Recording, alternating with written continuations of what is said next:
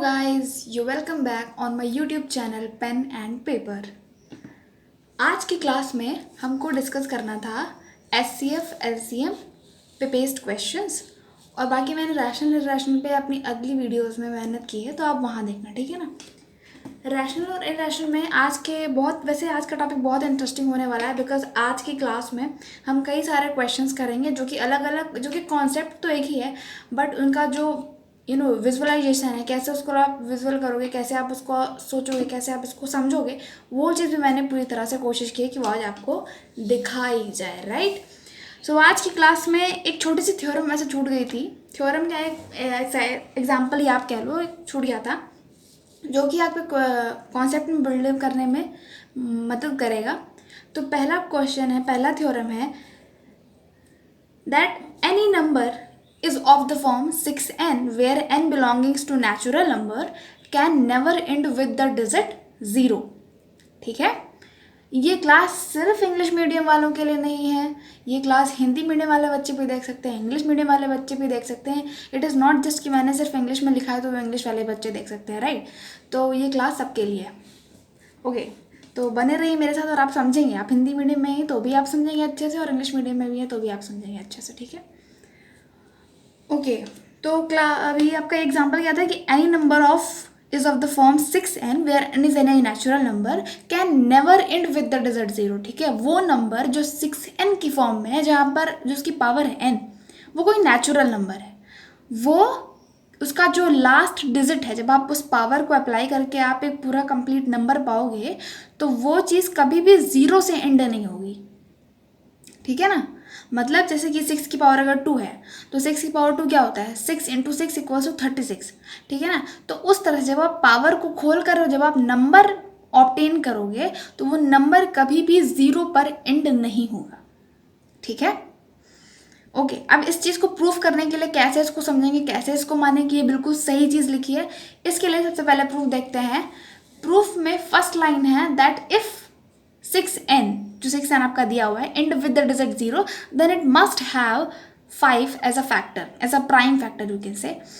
5 as a factor, factor मतलब क्या होता है कि ये इस चीज़ का फैक्टर है। नहीं, जब हम इसको ऐसे कि मान लो 4 है तो 4 को आप क्या लिखोगे, 2 × 2, तो इसका एक फैक्टर है 2, प्राइम फैक्टर है 2, जो कि 4 को डिवाइड कर रहा है ना। मतलब आप इसको ऐसे तोड़ो उस नंबर को कि जो आप नंबर तोड़ोगे जब वो प्राइम में डिवाइड होगा तो वो सब उसके फैक्टर कहलाते हैं। लाइक 6 है तो 3 × 6, 3 और 2 क्या है, इनके फैक्टर्स है। किसके फैक्टर है, 6 के। सिमिलरली वही चीज़ है कि then it must have a factor 5, but we know that 6 has only 1 factor of 6n। But हमें पता है 6 के पास ओनली प्राइम फैक्टर जो होते हैं वो कौन कौन से होते हैं, 2 और 3, ठीक है ना। अगर आप 6 की कोई पावर ले लो, 6 की पावर 1 ले लो तो क्या लिखोगे, वो तो 6 ही हुआ, तो 2 × 3 यानी 6। फिर 6 की पावर स्क्वायर रखोगे तो क्या करोगे, 2 × 3 का होल स्क्वायर, तो भी ये 2 और 3 के फैक्टर में टूटेगा। तो जो इसके प्राइम फैक्टर्स होंगे वो 2 और 3 के अलावा तो आपको मिलेंगे ही नहीं। प्राइम फैक्टर से मैं बात कर रही हूँ, ठीक है। तो अगर आपके प्राइम फैक्टर में 5 नहीं आ रहा है, 5 आपके प्राइम फैक्टर में नहीं आ रहा है, तो फिर वो जो आपका नंबर है वो 0 से कभी एंड नहीं होगा, ठीक है ना। ये चीज़ आपको पहले से पता है। और अब आपको ये चीज़ पता होगा कि आपके 6 में 5 तो आ ही नहीं रहा है, तो इसका मतलब अब आपका ये जो नंबर है वो 0 से एंड नहीं होगा, ठीक है ना। बीच में एक लाइन लिखी हुई है, we know that fundamental theorem of arithmetic that prime factorisation of each number is unique. यानी कि जो आप प्राइम फैक्टराइजेशन करते हो, जैसे मैंने 6 का किया, 4 का किया, वो चीज़ हमेशा यूनिक होती है। मतलब ये नहीं होता है कि आप 6 को 2 × 3, अब आप सोचो क्या इसको 5 के फॉर्म में कहीं लिख सकते हैं क्या, नहीं, वो चीज़ यूनिक होती है, ठीक है ना। उस चीज़ को एक ही मेथड, उस चीज़ का एक ही प्राइम फैक्टर होगा, यानी 2 और 3। आप उसको 5 के फॉर्म में या किसी और के फॉर्म में नहीं लिख सकते। यूनिक मतलब होता है जस्ट यूनिक, उसके अलावा और दूसरा कुछ भी नहीं, ठीक है। तो वो चीज़ यूनिक होती है। यानी अगर आपने प्राइम फैक्टर निकाल लिया तो आप एकदम श्योर हो जाओ कि ठीक है, अब इसके आगे तो कोई इसका कोई अनदर प्राइम फैक्टर तो मुझे नहीं मिलेगा। तो इसीलिए यानी कि अब ये चीज़ गारंटी हो गई कि 5 तो बिल्कुल नहीं आने वाला है, इसलिए ये नंबर कभी भी 0 से एंड नहीं होगा, ठीक है। वैसे आपके बच्चों में ये डाउट भी क्रिएट हो सकता है, एंड आई बिलीव कि कैसे माने कि जब कोई नंबर है तो वो 5 में अगर फैक्टर है तो ही वो चीज़ 0 होगी। देखो कुछ नहीं, डाउट होते हैं ना तो कुछ नहीं करना होता, अपना पेन एंड पेपर उठाइए और सिंपल से शुरू हो जाइए। क्या करना है, सबसे पहले तो आप टू का टेबल तो सबको आता होगा, ठीक है ना। तो 2 के टेबल में क्या करना है, देयर माई रफ पेपर में क्या है, 2 के टेबल को उठाइए। 2 के टेबल में आप क्या करोगे, 2 4 6 8 10 12 14 के बाद क्या होगा, 16 18 एंड देन 20, ठीक है। यहाँ पर 0 आ रहा है, यहाँ पे 0 आ रहा है। मुझे ये बताओ कि क्या इसके फैक्टर में 5 आ रहा है कि नहीं आ रहा है।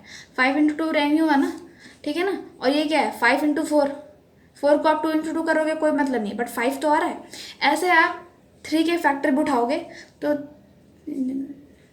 3 9, ऐसे यहाँ पे वैसे 3 में तो नहीं आता, 3 में लास्ट में ही 30 आएगा, तो वहाँ पे भी क्या आ रहा है, 5 आ रहा है, ठीक है ना। उसके फैक्टर में 5 आ रहा है।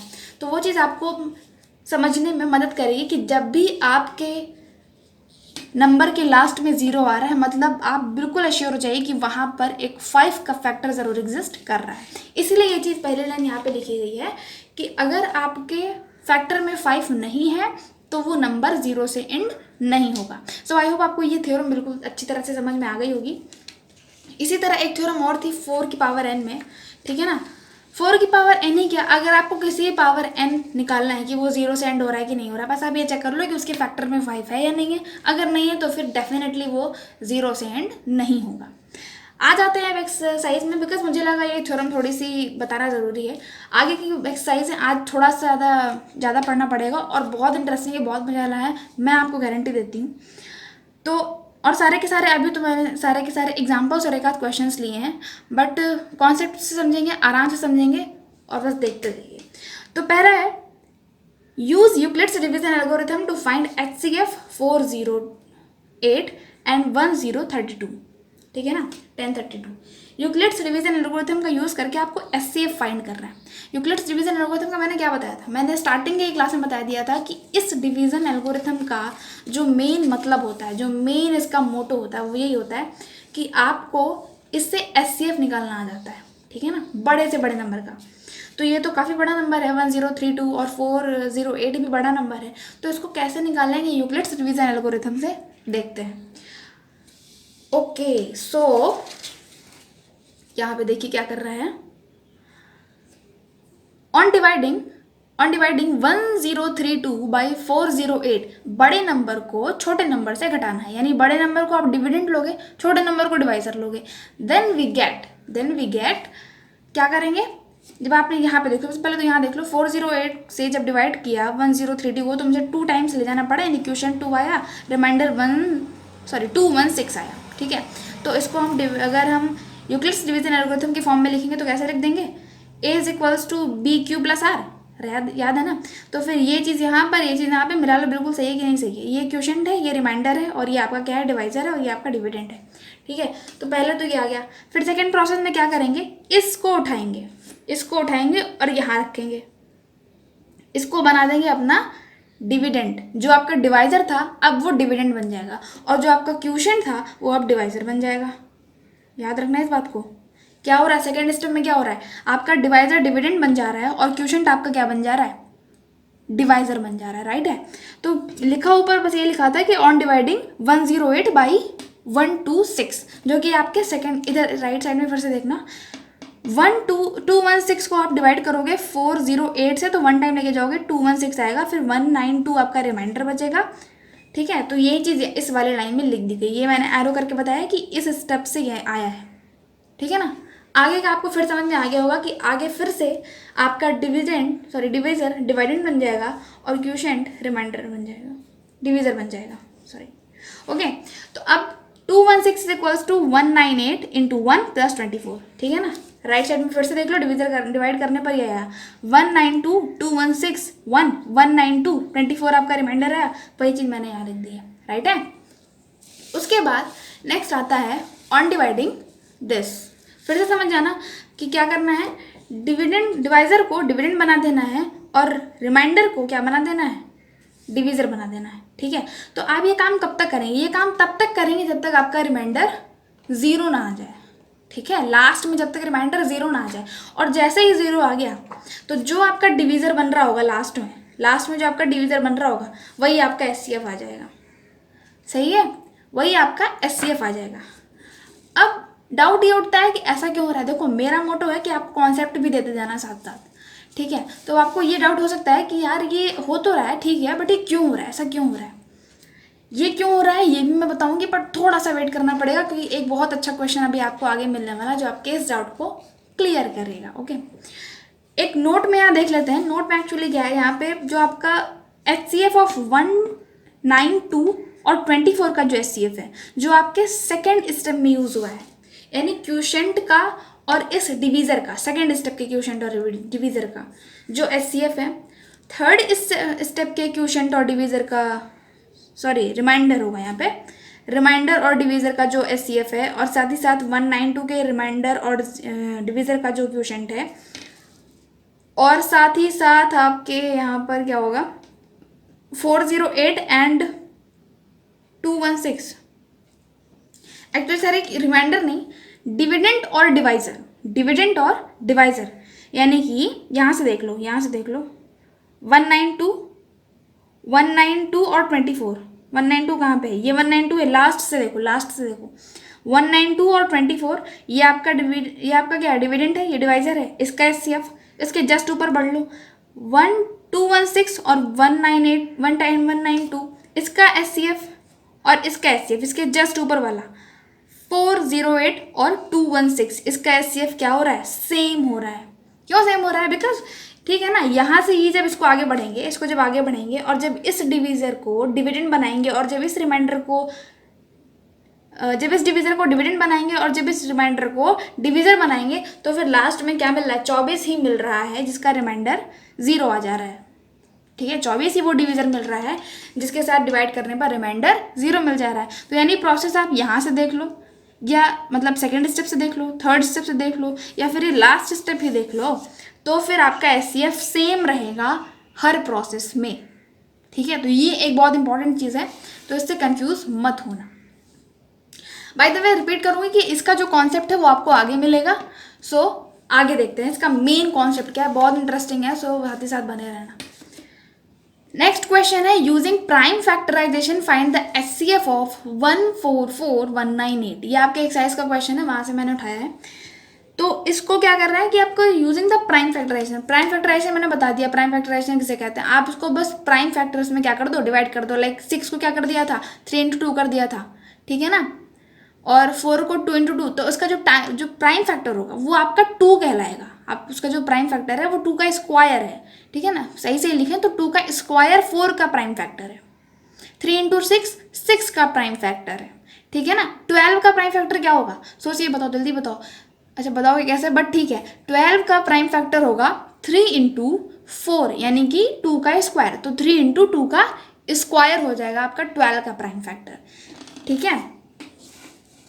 तो अब 144 का प्राइम फैक्टर कैसे करेंगे, देखो मैंने यहाँ से किया कि ये तो 12 का स्क्वायर होता है 144, तो फिर इसको जब तोड़ेंगे तो फिर जब इसको तोड़ेंगे 3 को तोड़ेंगे तो 3 × 2 हो जाएगा, यहाँ पे 6 को तोड़ेंगे तो 3 × 2 हो जाएगा।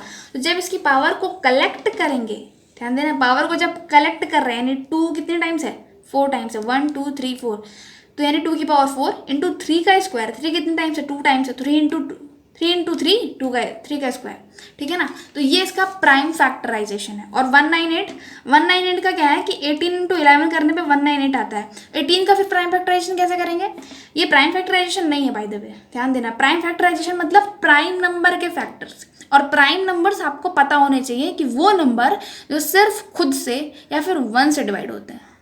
तो यहाँ पर आपको कौन प्राइम दिख रहा है, सिर्फ 2 है, और 11 भी है, ऑफकोर्स 11 भी है, क्योंकि 9 तो 3 से भी डिवाइड होता है। और मैंने क्या बोला, जो प्राइम फैक्टर्स, प्राइम नंबर्स वो होते हैं जो खुद से या फिर 1 से डिवाइड होते हैं, बाकी किसी अदर नंबर से डिवाइड नहीं होते हैं, राइट है।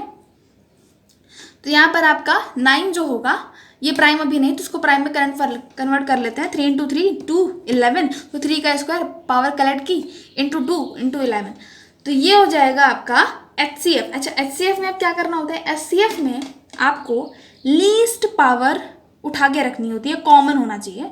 देखो अब इसमें कॉमन क्या है, 3 है, 3 का स्क्वायर, ये क्या है, कॉमन जा रहा है। HCF की बात कर रही हूँ, HCF में क्या जा रहा है, 3 का स्क्वायर क्या जा रहा है, कॉमन जा रहा है, ये उठा लिया। उठा लिया। फिर उसके बाद इसमें 2 कॉमन दिख रहा है, मतलब इसमें कहीं ना 2 कॉमन आ रहा है, बट मैंने बोला लीस्ट पावर लेंगे।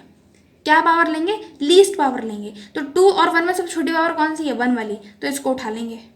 अब क्या 11 कॉमन दिख रहा है क्या इनमें? नहीं दिख रहा है, 11 ऊपर वाले में तो है ही नहीं, तो अगर नहीं है तो 11 को छोड़ दो।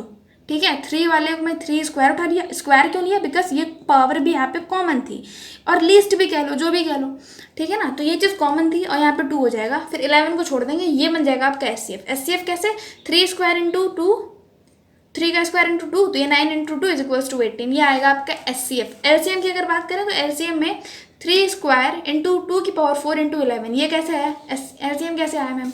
देखो एलसीएम में क्या करना होता है आपको, इसमें बस हाईएस्ट पावर देखने जानी होती है, हाईएस्ट पावर उठानी होती है।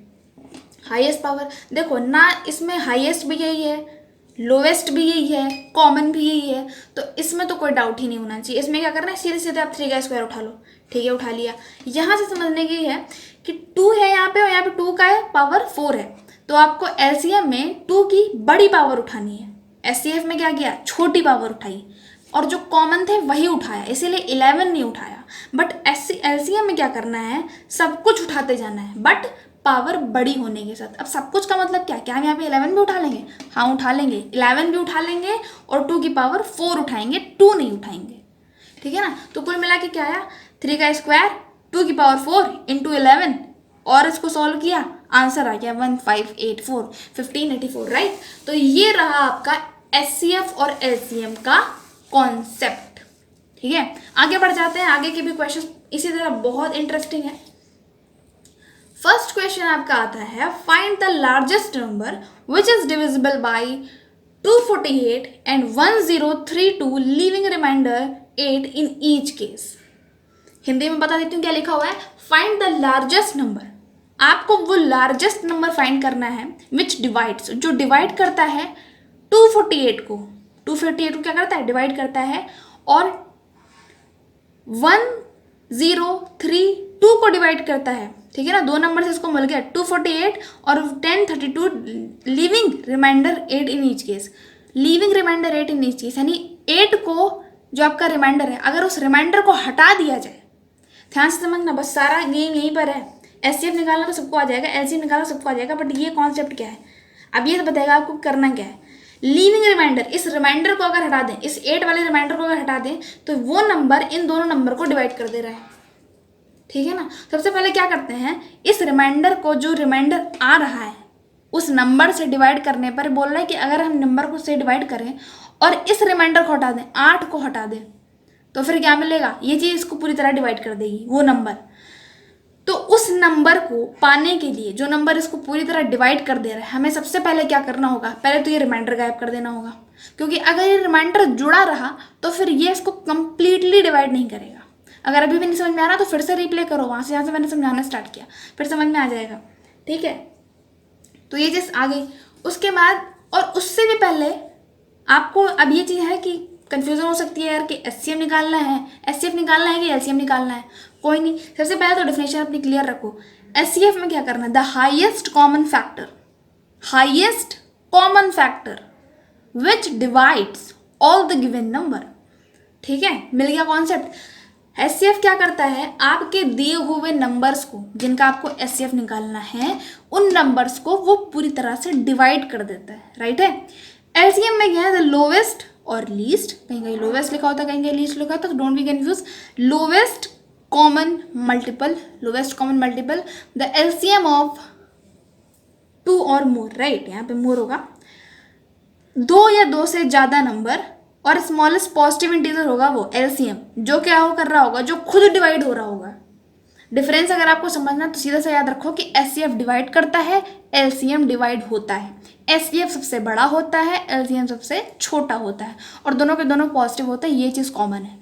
तो इन सब कॉन्सेप्ट के साथ आप आगे बढ़ते हैं। तो आगे आपको क्वेश्चन फिर से मैं पढ़ती हूँ। Find the largest number which divides. आप समझ में आ गया क्या निकालना है? जो डिवाइड कर रहा है, मैंने क्या बोला, एचसीएफ क्या करता है? डिवाइड करता है। तो ठीक है, यहाँ पे मुझे एचसीएफ निकालना है, बट एक चीज़ अभी भी है कि रिमाइंडर यहाँ पे 8 नहीं होना चाहिए, तभी ये डिवाइड कर पाएगा। ठीक है ना, लिविंग रिमाइंडर, इस रिमाइंडर को हटा दो, यानी 8 यहाँ पर से 8 नंबर हटा दो। तो अगर मैंने यहाँ से 8 अगर दोनों नंबर में से माइनस कर दिया तो 248 माइनस 8 यहाँ पर 240 आ गया, और 1032 में से अगर 8 माइनस कर दिया तो 1028 आ जाएगा। तो अब ये दोनों नंबर, जो ये दोनों नंबर अब बने, ये दोनों नंबर आपके डिविजिबल होंगे अब उस नंबर से, ठीक है ना। तो अब आपको क्या करना है, सीधे सीधे एचसीएफ निकालना है, तो आपको एचसीएफ मिल जाएगा 24, यानी यही वो सबसे बड़ा नंबर है। नंबर यार तो एक भी है और ये इवन है तो इसको 2 भी डिवाइड करेगा, बट आपको सबसे बड़ा ढूंढना होता है। इसीलिए ये एचसीएफ की खूबी होती है कि ये सबसे बड़ा नंबर आपको निकाल के देता है जो नंबर उन नंबर्स को डिवाइड कर रहा है। तो 24 वो ऐसा लार्जेस्ट नंबर है जो आपके इन दोनों नंबर को डिवाइड कर रहा है, लीविंग द रिमाइंडर 8, ठीक है। उसके बाद एक बहुत ही मस्त क्वेश्चन है, यहाँ बहुत सही क्वेश्चन है। क्वेश्चन है दैट रवि एंड शिखा, दो बच्चे हैं रवि और Shikha, drive around a circular sport field,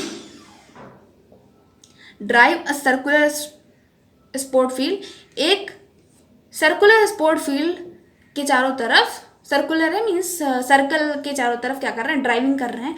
Ravi takes 16 minute to take 1 round, Ravi 16 minute लेता है एक पूरा चक्कर लगाने के लिए, और फाइल जहां पर शिखा क्या लेती है, 20 मिनट लेती है। शिखा थोड़ा ज़्यादा टाइम लेती है, 16 और 20 का अंतर है, यानी 4 मिनट का अंतर है, right. If both start at the same point, अगर बोथ दोनों लोगों ने अगर सेम पॉइंट से स्टार्ट किया, सेम टाइम पे स्टार्ट किया, सेम डायरेक्शन से स्टार्ट किया, ठीक है, at the same time, go in the same direction, after how much time they will meet, तो कितने समय बाद, कितने टाइम बाद, आफ्टर हाउ मच टाइम, कितने टाइम बाद दे विल मीट, कितने समय बाद वो मिलेंगे। अब देखो यहाँ पर आपको पिक्चर के साथ मैंने समझाने की कोशिश की है। मान लेते हैं कि ये रवि है, ये शिखा है, और इसने इन दोनों का जो सर्कल है, मतलब जितना भी इसका जो आप कह लो सब कुछ बिल्कुल सेम है, ठीक है ना, सर्कल सेम है, टाइम सेम है, डायरेक्शन भी सेम रखी है, ठीक है। तो इसको में लगते हैं 16 मिनट, इसको लगते हैं 20 मिनट, ठीक है। तो अब देखते हैं कि ये दोनों कितने मिनट बाद मिलेंगे। मान लेते हैं कि ये चीज़ इसने अपना 1 राउंड लिया, 1 राउंड कितने में ले रहा है, 16 मिनट में ले रहा है, फिर एक और राउंड लिया, +1 राउंड +1 राउंड +1 राउंड, ठीक है ना। तो इसको 16 मिनट, 16 16 32 48 64 80, इतने मिनट्स लग गए इसको 5 राउंड लेने में, ठीक है ना। अब देखते हैं कि शिखा का क्या है। शिखा भी 1 राउंड लेती है, +1 राउंड लेती है, +1 राउंड लेती है, 4 राउंड ये ले चुकी है, और इसके 20 20 20 ये अब जाके 80 मिनट आया। यानी इसने, रवि ने पहले 1 राउंड लिया, 16 32 48 64 80, ठीक है ना। 80 मान लो यहाँ पे ये खड़ा है, खड़ा नहीं है बट ठीक है, यहाँ पे मान लो 80 पे यहाँ पे ये पहुँच गया। अब देखो उसी सेम टाइम पे वो चल रही है, उसी सेम टाइम पे वो भी चल रही है। देखो वो ये कब यहाँ पहुँचेगी, जब रवि भी यहाँ पहुँचा होगा। तो चलो स्टार्ट करते हैं। 20 40 60 80, यानी इसने 5 राउंड लगाए तब वो 80 मिनट में स्टार्टिंग पॉइंट पे पहुँच गया, और इसने जब 4 राउंड लगाए तब ये स्टार्टिंग पॉइंट पे पहुँची, और फिर 80 मिनट बाद दोनों मिले, राइट। तो इसका आंसर क्या होना चाहिए, 80 मिनट होना चाहिए। पर हम हर बार क्वेश्चन में ऐसे सॉल्व करेंगे तो बहुत टाइम लग जाएगा, ठीक है ना। तो इसीलिए एलसीएम का कॉन्सेप्ट आया। एलसीएम क्या कहता है कि आप एलसीएम निकालो, आपका आंसर इससे आ जाएगा। जब मैंने एलसीएम लगाया तो आपका आंसर आ जाएगा 80। अगर नहीं समझ में आ रहा कैसे 80 आया तो बस कुछ नहीं, प्राइम फैक्टराइजेशन करके देख लेना। तो इसका आंसर आ गया 80, ठीक है। तो इस तरह से ये कॉन्सेप्ट बना, इसीलिए मैंने इस चीज़ को यहाँ लिखने की कोशिश की। बिकॉज बुक्स में क्या है कि बुक्स में तो तुरंत आपका एलसीएम निकाल के आंसर दिया है, बट आपको समझना होगा कि एलसीएम ही क्यों, एचसीएफ क्यों नहीं एक तरह से, या कुछ और क्यों नहीं, हमने ऐसे क्यों नहीं किया। बिकॉज ऑफ दिस कैसे कैसे करेंगे आप इसको लॉजिकली सोचो। 1 राउंड कंप्लीट किया, 2 राउंड कंप्लीट किया, सॉरी सेकेंड राउंड कंप्लीट किया, 3rd राउंड 4th 5th, उसी के साथ साथ शिखा भी 1 राउंड कंप्लीट कर रही है, 2nd राउंड कंप्लीट कर रही है, 3rd राउंड कंप्लीट कर रही है, 4th राउंड कंप्लीट कर रही है। तो दोनों लोग 80 मिनट पे सेम पॉइंट पर आकर मिलेंगे, ठीक है। तो ये रहा आपका ये क्वेश्चन। नेक्स्ट पेज पे बढ़ जाते हैं फटाक से। क्वेश्चन है, okay, the most awaited question for me also for you. Question is कि find the least number of square tiles, least number of square tiles, यानी कम से कम नंबर ऑफ स्क्वायर टाइल्स आपको फाइंड करने हैं, to pave a ceiling of a room, जो एक रूम को क्या करते हैं, पूरी तरह से भर दें। एक तरह से मतलब आपको रूम अगर आप पूरा कवर करना है तो आपको क्या करना है, आपको वो लीस्ट नंबर ऑफ टाइल्स पता करनी है जिसमें जो आपका रूम है उसकी जो लंबाई है वो 1032 है, यानी कि 1032 सेंटीमीटर लॉन्ग है और 408 सेंटीमीटर ब्रॉड है। ठीक है ना, 408 चौड़ा है सेंटीमीटर और 1032 इसमें क्या है, इसकी लंबाई है। ठीक है, तो अब इस क्वेश्चन को कैसे करेंगे। इस क्वेश्चन को करने का देखो बुक्स में तो बड़े आसानी से इसमें सीधे सीधे फॉर्मूला लगा रखा है, आपको एक्सरसाइज की हिंट में मिल जाएगा कि ठीक है ये फॉर्मूला, बट इसके कॉन्सेप्ट को आज मैं यहाँ पे बताऊंगी। ठीक है ना, कि इसका कॉन्सेप्ट क्या है, कैसे इसको समझें, तब वो चीज़ एकदम से दिमाग में घुस जाती है और फिर कभी निकलती नहीं है। ठीक है, तो इसका सबसे पहले, अच्छा ये जो मैंने डिजिट ली है, ये सेम डिजिट ली है ये वाली जो मैंने अभी आपको जस्ट एक क्वेश्चन में बताया।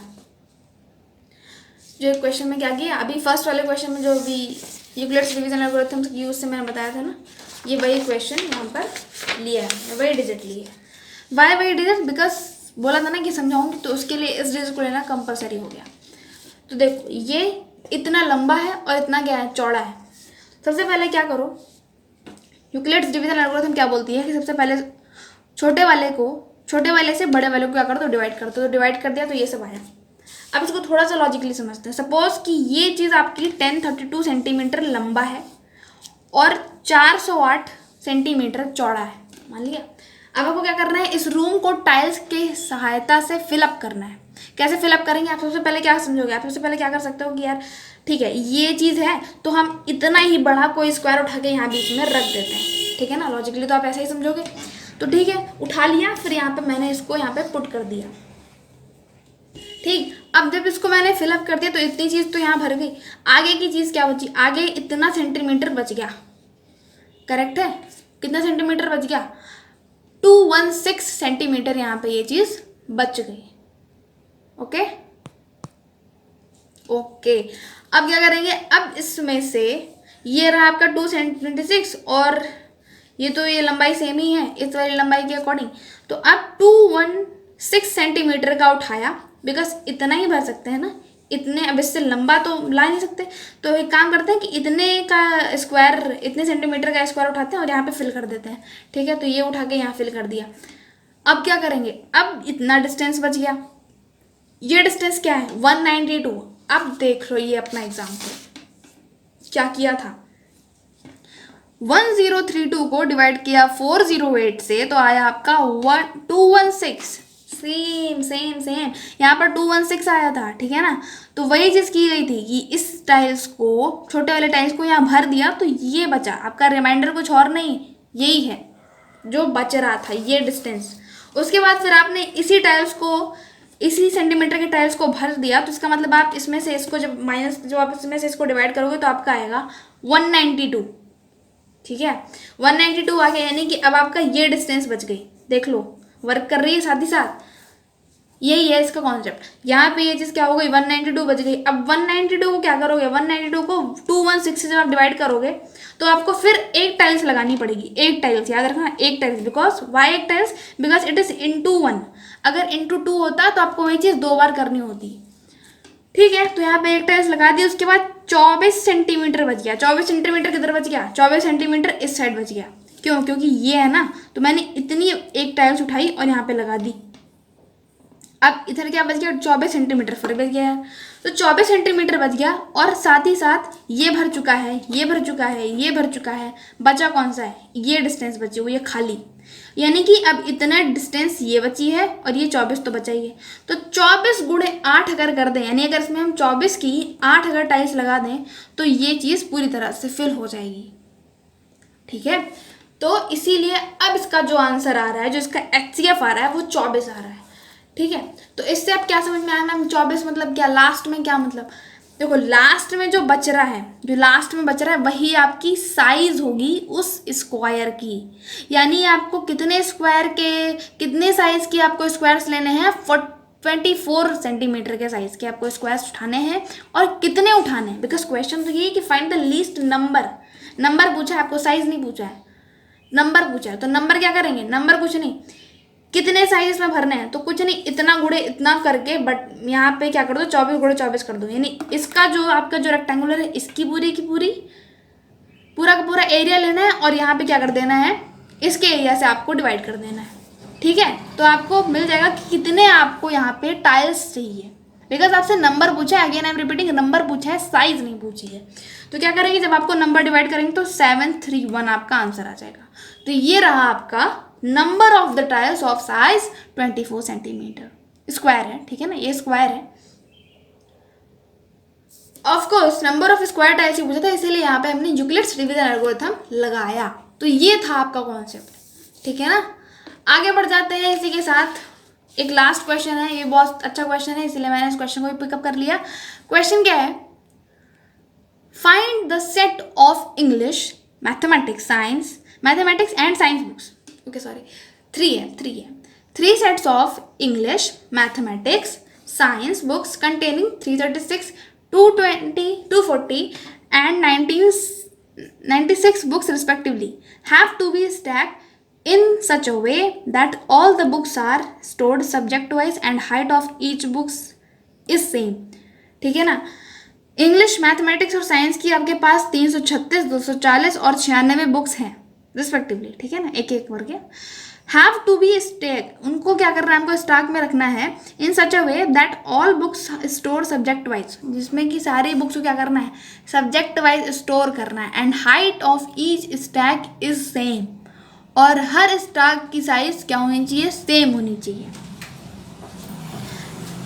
How many stacks will be there, कितने स्टॉक्स होंगे। ठीक है, तो कितने स्टॉक्स होंगे, सबसे पहले क्या करना होगा यहाँ पे, क्योंकि देखो कॉन्सेप्ट तो ऐसे भी लगा सकते हैं कि एक एक बुक को हम एक एक स्टॉक में रख दें। ठीक है, ये भी बच्चा सोच सकता है यार कि हर एक बुक उठाओ और हर बुक के लिए एक एक स्टॉक बना के रख देते हैं, बट इट इज सेइंग कि आपको अपने मेहनत को थोड़ा कम करना है ना, हम कैसे क्या कोशिश करें, इसीलिए तो मैथमेटिक्स पढ़ रहे हैं। वाई, बिकॉज हमें अपनी जो मेहनत जो आपको काम करना है उसको थोड़ा माइंडली काम करना है। तो कैसे करेंगे, उसके हम क्या करते हैं, हम आप कुछ मैथमेटिक्स लगाते हैं और उसके अपने स्टॉक कैसे हम कम करें, कैसे अपने कम स्टॉक बनाएं, वो चीज़ देखते हैं। तो कोई चीज़ अगर कम करनी है तो वो एलसीएम से कम तो हो नहीं सकती यार। तो क्या करते हैं, सीधे सीधे एचसीएफ निकालते हैं। एचसीएफ जैसे ऐसे निकाला, किसका निकालेंगे, तीनों नंबर्स का निकाल लेते हैं। यानी कि तीनों नंबर्स का अगर आपने एचसीएफ निकाला तो आपको मिला 48 नंबर मिला, राइट है। 48 नंबर एचसीएफ की खूबी ये होती है कि वो पूरी तरह से उस नंबर को क्या कर देता है, डिवाइड कर देता है। याद करना, एचसीएफ क्या था, जो पूरी तरह से डिवाइड कर दे। एलसीएम क्या था, जो खुद डिवाइड हो जाए। तो यानी अब आपको एचसीएफ मिला 48 का, यानी उसकी साइज क्या होनी चाहिए कि उसमें 48 बुक्स हम रख सकें। ये 48 और कुछ और नहीं है, नंबर ऑफ बुक्स ही है। यानी उसकी साइज ऐसी होनी चाहिए कि उसमें हम 48 बुक्स रख सकें, और ऑफकोर्स स्टैक पूरा फुल होना चाहिए। ठीक है ना, उस तरह से थोड़ा सा लॉजिकली सोचना अपने तरफ से। तो फिर नंबर ऑफ स्टैक क्या होगा, नंबर ऑफ स्टैक है, सबसे पहले कितने स्टैक बनेंगे इंग्लिश के लिए, कुछ नहीं करना है, सीधे सीधे इंग्लिश के जितनी बुक्स हैं 336 बुक्स हैं, 336 बुक्स को 48 से डिवाइड कर दिया फॉर इंग्लिश के लिए, तो आपका आंसर आ गया 7 आपको स्टैक बनाने पड़ेंगे इंग्लिश के लिए। और number of stack for math 240/48 आपके आंसर आ जाएंगे 5। Number of stack for English 96/48 आपका आंसर आ जाएगा 2। और टोटल नंबर ऑफ स्टैक क्या करना होगा, 7 + 5 + 2, यानी कि टोटल नंबर ऑफ स्टैक कितने होंगे, 14 होंगे। तो ये था आपका आंसर कि टोटल नंबर ऑफ स्टैक कितने होंगे, 14 होंगे। 7 इंग्लिश के लिए, 5 मैथ्स के लिए और 2 इंग्लिश, सॉरी यहाँ पे साइंस होगा, ऑफकोर्स यहाँ पे साइंस ही होगा। 7 साइंस के लिए, 5 मैथ्स के लिए और 2 इंग्लिश के लिए। सो ये था आज का लास्ट क्वेश्चन, और आई होप आपको ये क्वेश्चन और ये कॉन्सेप्ट पढ़ने में मजा आया होगा, समझने में भी अच्छा लगा होगा। So thank you for watching, and if you like this video then please comment कि आपको कौन सा पार्ट अच्छा लगा, and do subscribe my channel and give a big thumbs up to my channel, right? So thank you, and we'll see you in my next lecture. Okay, tata.